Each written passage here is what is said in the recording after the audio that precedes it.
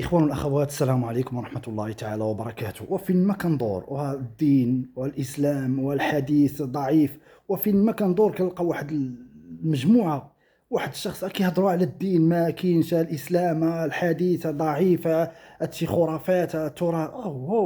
بردوا شوية، بردوا.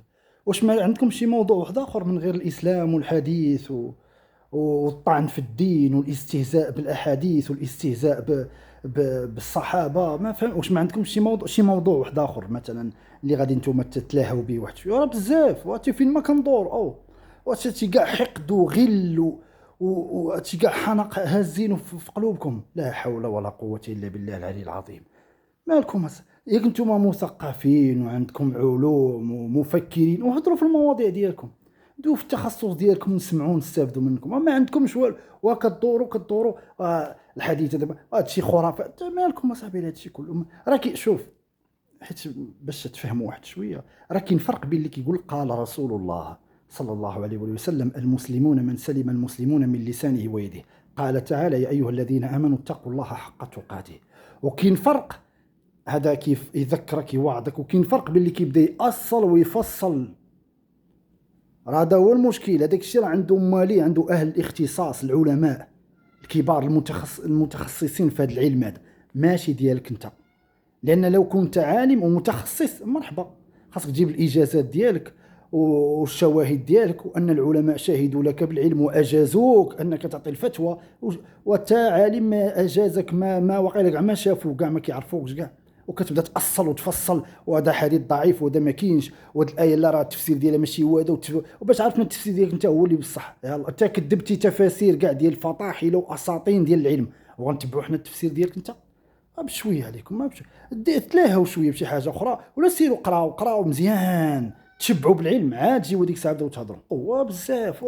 حتى كتلقى بنادم صاحبي حاقد، واحد الحقد بزاف. هذا حاقد على العيالات هادو، لا ما مزيانات خاصهم فاعلات.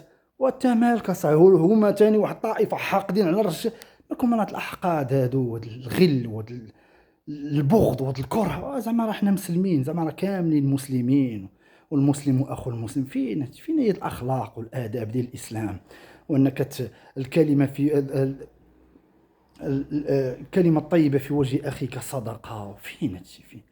وانتم كل شيء الحقد وحقد على هذا، وهذا باغي يرد على هذا، وهذا باغي يجاوب وعاد باش، وكتبقاو طعنوا في الدين، وبالجهل.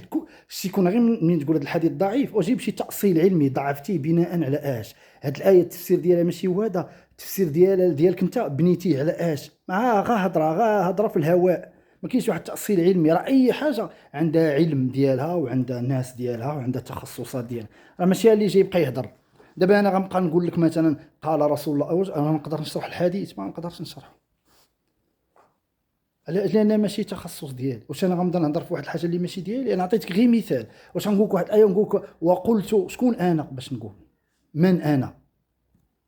علاش غادي نقول؟ راه هذاك الشيء راه عنده مفسرين وعلماء اللي كيفسروه. اش تنوصل لهذيك المرتبه ديالهم، تنولي عالم في التفسير، ويشهدوا لي جميع العلماء ديال العصر بالتفسير، ويشهدوا لي المعاهد العلميه بالتفسير، ونبدا نفسر.